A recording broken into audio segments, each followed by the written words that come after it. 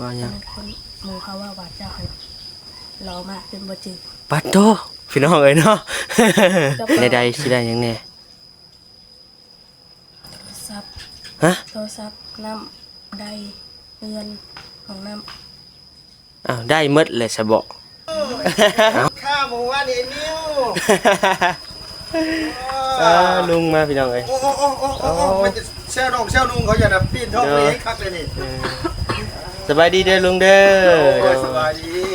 เป็นได้อีกมันคือไอ้ฮุกด้วยกินได้แบบ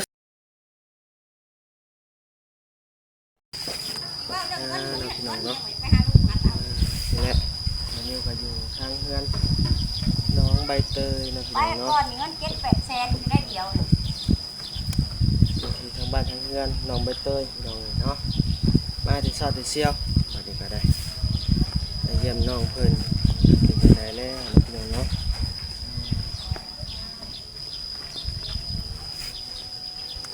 เพิ่นก็กำลังแต่งตัวพี่น้องเนาะให้ได้ตื่นพี่น้องเนาะให้ได้ตื่นเมื่อตื่นถึงแล้วนอนดิ่นเบาะเลยในแนวใดเนาะพี่น้องเนาะมันเร็วมากอ่ะกับโบยคานได้พี่น้องเนาะโบคานคือว่าเพิ่นโบอยู่วันนี้กำลังสิเมื่อหรือว่าปอนหัวมาดับวงเงียบพี่น้องเนาะจะตกใจโอ้ยว่ะปกติน้องเพิ่นเนาะพี่น้องเนาะน้องเพิ่นก็คือพี่น้องฮู้กันเลยเนาะพี่น้องเนาะว่าเป็นจังไดคนบ่ค่อยปากบ่ค่อยเว้าพี่น้องเนาะเพิ่นก็ยังบ่ลึงแน่พี่น้องเอ้ยถ้าว่าเพิ่นลึงก็อาจจะปากจะว่าน้ำอยู่พี่น้องเนาะเพราะว่าตอนนี้เพิ่นยังบ่ลึงปานใดพี่น้องในทีมงานทางนี้พี่น้องเนาะไปคือกันพี่น้องเนาะถ้าบ่ลึงก็บ่อยากกล้าปากปานใดเลยเนาะพี่น้องเนาะวันนี้ก็คือกันแล้วพี่น้องบ่กล้าปากกล้าเว้านี่คือกันได้เนาะคันว่าเป็นผู้หญิงก็ย่านคือกันแล้วพี่น้องเนาะมีแต่ผู้ชายมาหาเนาะมาถ่ายคลิปแบบนี้กับมีแต่ผู้ชายเพิ่นเลยเป็นผู้หญิงผู้เดียวก็เข้าใจอยู่ว่าญาติเนาะเนาะวันนี้ก็ว่าญาติคือกันแล้วพี่น้องวันนี้พ่อกับทักทายสบายดีพ่อแม่พี่น้องเด้อเนาะเมื่อทุกคนพี่น้องเนาะหรือว่าอยู่ข้างนอกข้างในพี่น้องเนาะนอกในต่างประเทศนั่นแหละพี่น้องเนาะเปิดตู้มาแล้วพี่น้องเนาะตู้พี่น้องเนาะไปเยี่ยมไปยามพนมกันพี่น้องเนาะวันนี้ก็ถือขนมคือเก่าพี่น้องบ่มีแนวอื่นแนวไกลดอกพี่น้องเนาะมีแต่ขนมแม่บ่นิ้วเองเนาะพี่น้องเนาะขนมโดนัทเนาะพี่น้องเนาะแม่เป็นผักมาให้เนาะต่อไปในมันในงานเป็นคนเด้อพี่น้องเด้อเนาะว่านหลุดบานิ้วเลยค่ะพี่น้องเลยฮะบริถ่ายพี่น้องเบิ่งถอยลงมาทั้งเบิ่งมันโน่นพี่น้องเนาะเลยค่าซับว่านทางปุดปาดลืมถ่ายพี่น้องเบิ่งนะพี่น้องเนาะ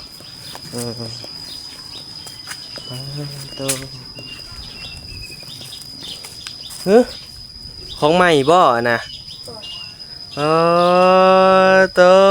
ธรรมดาเด้อเพิ่นเด้อเนาะพี่น้องเอ้ยได้ดอกไฟใหม่ได้พี่น้องเอ้ยเนาะเอาเดี๋ยวไปถามเพิ่นไปซื้อมาให้เพิ่นเนาะพี่น้องเนาะโตได้ของใหม่ของเอี่ยมเด้อพี่น้องเด้อบาทนี้พุ่นนะเอาให้ต่อให้พร้อมใช้เปิดลองมึงดูนะเปิดได้บ่ปึ๊บมับคือโบติดมือขึ้นนี่ก็เปิดอยู่บ่มือขึ้นนี่เปิดได้อยู่เดี๋ยววันนี้ตั้งกล่องกันหน่อยหาจะตื่นบ่หรือว่านอนหลินเช้าตื่นไป4 โมงพุ่นแหละแต่4 โมงเช้าพูป้าโตพี่น้องเนาะนอนดินไอเอิญกับโบคานเห็ดคือโบอยู่เฮือนนี่แล้วเราปอนคลองมาพี่น้องโอ้ยจะตกใจพี่น้องเนาะ บ้าว่ะน้องมาเตยไปหาผู้บ่าวบ่ว่ะมื้อนี้คือว่าบ่เห็นเนาะเอิ้นก็บ่คานแม่นบ่ ป้าเหือจนสัตว์ออกพี่น้องเอ้ยเป็นหยังฮ้อนบ่อยู่ใน เอาสบาย บ่สบายเอ แต่ อ ก่าเขาบ่เคยนอนเว้น เออน อนหลินหลับเลย โดยเป็นไข่ออกฮ้อนบ่ออกฮ้อนออกร้น มันบ่ออกฮอดแต่มันเจ็บในคอ เออเจ็บคอพี่น้องเอ้ยเนาะเด้มื้อนี้ก็เริ่มเว้าเก่งเว้าหยังเลยเด้เนาะ เออโอ้ประตูก็ได้เนาะมีรอยยิ้มรอยหัวบ่ไหวมันอยู่ก็ดีใจเนี่ยได้เนาะพี่น้องเนาะไอ้เอานี่มาพากบัดนี้ก็เจ็บคอกันพี่น้องเอ้ยเสียงเริ่มเปลี่ยนแล้วตอนนี้อ่าโต เมื่อวานกินหมูพากินอันนั้นกินน้ำเมื่อคืนกินน้ำเป๊ปซี่จริงก็ เจ็บคอเลยว่ะดิ พอเลย เออเห็นบ่เจ้าอืม หมูพาไปลินคืนนี้จะกินน้ำน้ำหมูแต่เคยกินไปกินมา หมู่ไปลินใช่นะ อยู่ข้างบ้าน อยู่ในกลางบ้านกินน้ำเป๊ปซี่ เด้อ ลินแถวๆในบ้านเลยเนาะกะลินน้ำหมูกับลินหมูน้ำหมูที่คนหมูที่ดีไซน์ดีหั่นแหละถ้าว่าบ่มีหมูเลยนี่มันจะเป็นโรคซึมเศร้าพี่น้องเลยเนาะคือแบบว่าเฮาอยู่แต่โตวคนเดียวมันบ่มีคนปากคนเว้านำก็คือว่าแหละพี่น้องอาจจะฮู้อยู่เนาะก็พี่น้องอาจจะฮู้ๆกันนะพี่น้องเนาะว่าเป็นจังใดก็มีหมู่มีพวกแน่นั่นนี่เนาะนางดีกว่าอยู่ผู้เดียวเนาะพอได้ม่วนได้หัว กินข้าวกินน้ำเลยบ่มื้อนี้ยังบ่กินอีกแหละ ไม่ได้นอน มีแต่นอนอีกแหละกินในกูว่าเห็นว่ากันเนาะจักมื้อแหละรวมหมด5 มื้อแหละจะอยู่ได้ได้จังได๋บ่จะอยู่รอดได้จังได๋แต่นั้นอ้ายนี่บ่ได้กินประมาณคาบเดียวก็ยังโอ้ยว่าออกคอนท้องวับๆพี่น้องเอ้ยเนาะคนเขาเคยกินหั่นนะมันนิวกินข้าวหั่นมื้อละ4คาบพี่น้องเอ้ยเนาะจนตุ้ยพี่น้องเอ้ยตอนกี้ฮะมันนิวบ่ได้เป็นคนตุ้ยเด้อพี่น้องเอ้ยเนาะคนจะจ้อยพี่น้องเอ้ยเนาะว่าขออนุญาตนำพี่น้องเอ้ย บางมีเขาว่าที่ว่าเป็นคนหมูเขาว่าเจ้าหันรอมากจนบ่จืด ปัดโตพี่น้องเอ้ยเนาะ ก็เปล่าใส่แล้วว่าคือรอแถบบ่จืดหนาเลย บ่มันใช่ว่าอ้ายนี่รอ ตัวเอาผู้น้อยๆหันคือว่าไผอันน่ะบางมิวเขาว่าหมูเขาว่าแมนตอนนั้นก็คือจอยตอนนะคะคือว่าอันนั้นคือมาบันคือว่าบ่จืดหนา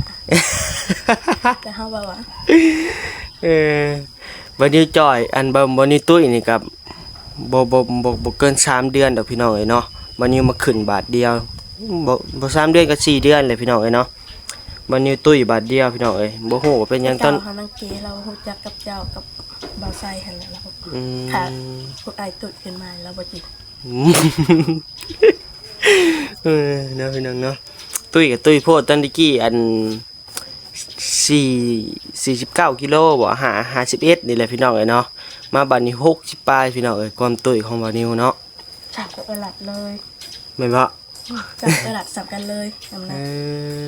ถ้ามีอยู่34นะคะ เจ้าฮะ 34โล เจ้าฮะได้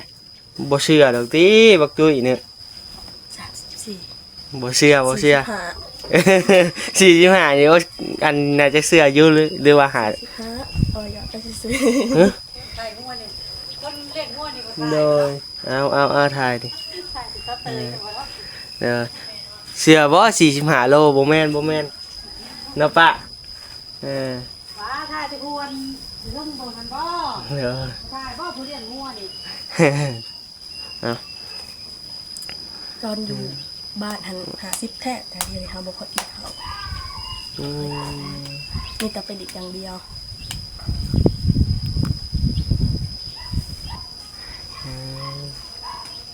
ไปลิ้นไก่ซะบ่ลิ้นอยู่แท้เงินข้างๆนี่นี่เงินนี่เฮือนนี่พี่น้องเอ้ยไปลิ้นก็ได้จะไปอาบน้ำอาบหยังก็เฮือนหมู่หลังนี่บ่เออไปหาหยอกเด็กน้อยบ่คือว่าได้ยินแนวนั้น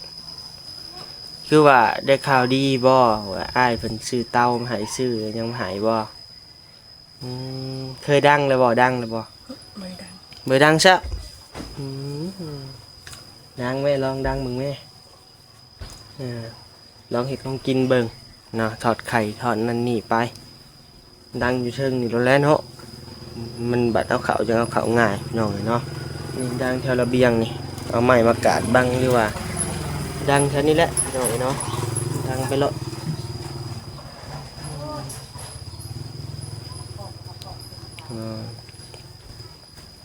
ไพ่ซื้ออันดอกไพ่มาให้นี่ ลงเหิม จักดอกมันซื้อมาให้ สอง โอ้โดยค่ายแบบนี้พี่น้องเอ้ยเนาะแบบนี้มันจักหลักยากน้อยนึงเนาะพี่น้องเนาะมันได้ตัดตอกตัดชายได้พี่น้องเอ้ยเวลาเปิดกลางคืนมันกะตัดชายก็บ่ได้พี่น้องเอ้ยเนาะเพราะว่ามันมีไฟฟ้ากลางคืนนะกลางเว้นแต่มีคนเขาก็อยู่แล้วเขาหลักบ่ได้พี่น้องเอ้ยเนาะคะแนนหมุนเอาน่ะเปิดเม่นเขาก็หมุนเอาโลดเนาะบ่ได้ยาก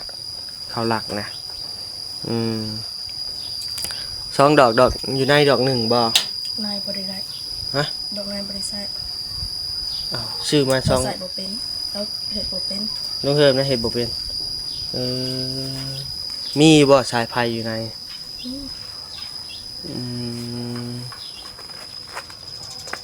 นะมีบ่สกอตดำนั่นนี่บ่มีซับมานิ้วกับพ่อต่อเป็นอยู่ครับมีสกอตดอกสกอตดำนะพี่น้องเนาะพอเห็ดได้ดอกเนาะ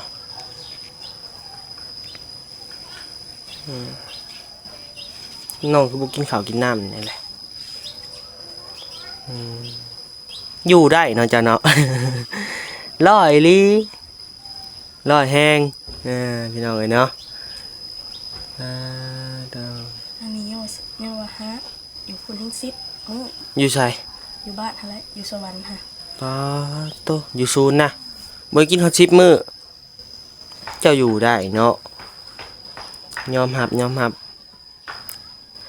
สกาละเป็นลูกพี่ โอ้ยพี่น้องไงเนาะ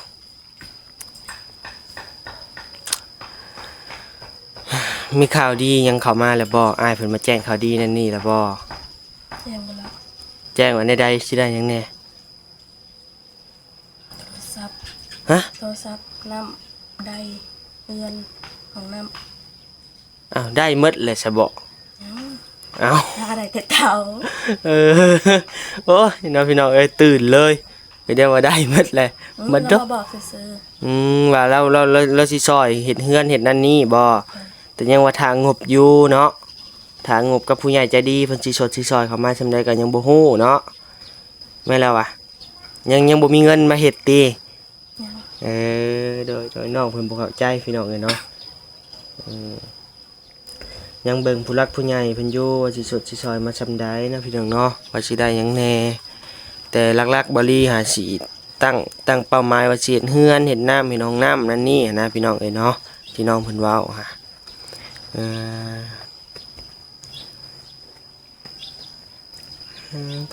มันอยู่มาจากโมงวันนี้วะ8-9 โมงคือบ่นี่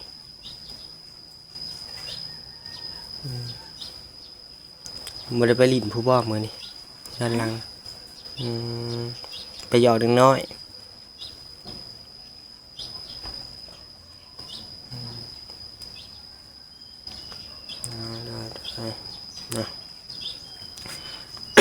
น้ำกินยังอยู่บ่น้ำกินอันนี้ น้ำบอกว่ากินไปได้ บ่เคยกิน กินแต่น้ำเป๊ปซี่ กินแต่น้ำเป๊ปซี่อีกน้ำดาราบ่กิน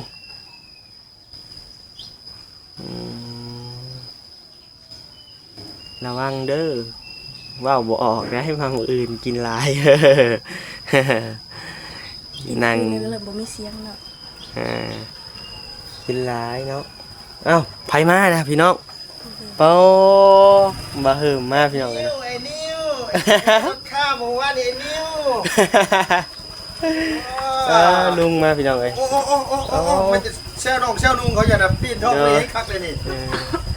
สบายดีเด้อลุงเด้อ โอ้ยสบายดีเป็นได้อีกมันคือไอ้ฮุกด้วย กินได้เป๊ปซี่หลายมื้อนี้ ทุบซี่ลาย มื้อนี้ยิ้มได้ลุงเอ้ย โอ้สร้างว่าแท้ ยิ้มได้มื้อนี้ได้ อ้าวมันจะเปลี่ยนไปเรื่อยๆหลายคนว่าสิอยู่ของเก่าจะเกิดมันก็ได้แหละว่า โดย ต้องมียิ้มมีแย้มโอ้หน้าคืองามแท้มื้อนี้ไซส์แต่ว่า เอ็งเป่งอยู่บ่ มันมีความหักใหม่มาจากล็อกอันนี้นะ แม่นว่าเออเด้ออ่ะเนาะลุงเหิมมาพี่น้องเอ้ยเนาะมาคนเดียวบ่ลุงมื้อนี้ แม่มาถามเอาลี่ได้อันว่าอันน้อย สิกินเนื้อบ่ บ่ได้ไปขึ้นเหนือหรอกไปพลานนี่แหละ พะลานเล่นนี่ไงเนาะขี่รถจักรขึ้นบ่ลุง บ่ขี่รถใหญ่ไป อืม เลยว่าเอารถจักรมาไว้ที่ก่อนบ่รีว่าเพิ่นสิเอารถจักรขึ้นไปท้ายกระบะเพราะว่าเข้าไปมันทางมันหัวหลาย เราบ่อยากเอารถลุยเนาะย่านค่า เสียงมันเป็นย่านโพด โดย ที่มันที่โตแล้วแต่รถราคาแพงซับ ไว้ ให้หาเงินยากคือซื้อมื้อนี่ โด นี่ ย ต้องหันกับแพงอีกแล้ว บักสูงๆนึงติ โดย โดยเนาะ เอาพี่น้องไปสวัสดีอีกเด้อรอบหนึงเนาะมีหยังคือแพมุนหน่อยปิดปากตลอดแทนมื้อนี้ฮะไข่มันนุกระบาดบ่มื้อนี้ เด้อพี่น้องเอ้ยเนาะลุงบ่เอาดอกไผ่มาให้ลุง แม่นต้นรุ่นนี้เขายังหลักยากน้อยหนึงเด้เนาะลุงเนาะเวลาเปิดกลางคืน ให้เขารักแล้วนะรัก10เทื่อเดี๋ยวเขาก็ซื้อมาให้จัก10เทื่อเนี่ยมันสิรักเราไปเรียกแท้บ่คนน่ะเกิดได้มารักกันน่ะเนาะ เด้อ บ่อีบาปน้องบ่อยู่ผู้เดียวมีนิ่งผู้เดียวน่ะ คืนนี้เขามาคืน คืนนี้ เขาบอกกล้าคืน คืนนี้เขามาแต่บ่กล้าขึ้นกล้าจังได้เนาะคันว่าสิหลักก็ตัดใส่ไผก็ตายเท่านั้นแหละ โอ้เฮ็ดขัดปานนี้สิดักกันอยู่มา เนาะเดี๋ยวเนาะวันนี้ก็สิได้จบคลิปไว้เพียงสำนี้เด้อพี่น้องเด้อเนาะวันนี้ก็ขอบใจผู้ใหญ่ใจดีเมื่อทุกท่านเนาะพี่น้องเนาะที่เข้ามารับชมคลิปบ่าวนิวได้เข้ามาเบิ่งมาชมน้องใบเตยเนาะพี่น้องเนาะ